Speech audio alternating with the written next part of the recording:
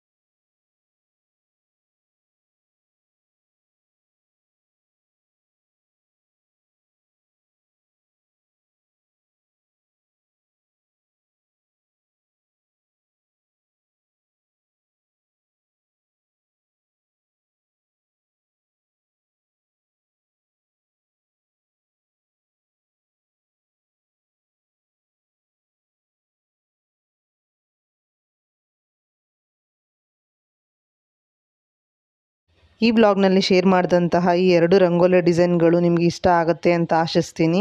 ಇಷ್ಟ ಆಗಿದ್ದಲ್ಲಿ ಲೈಕ್ ಮಾಡಿ ಮತ್ತು ನಿಮ್ಮ ಅನಿಸಿಕೆ ಅಭಿಪ್ರಾಯಗಳನ್ನು ಕಮೆಂಟ್ ಸೆಕ್ಷನಲ್ಲಿ ತಿಳಿಸಿ. ಹಾಗೂ ಈ ವಿಡಿಯೋ ನಿಮಗೆ ಇಷ್ಟ ಆಗಿದ್ದಲ್ಲಿ ಸಬ್ಸ್ಕ್ರೈಬ್ ಮಾಡ್ಕೊಳ್ಳೋದನ್ನು ಮರಿಬೇಡಿ. ಈ ವಿಡಿಯೋವನ್ನು ವೀಕ್ಷಣೆ ಮಾಡಿದ್ದಕ್ಕಾಗಿ ಧನ್ಯವಾದಗಳು.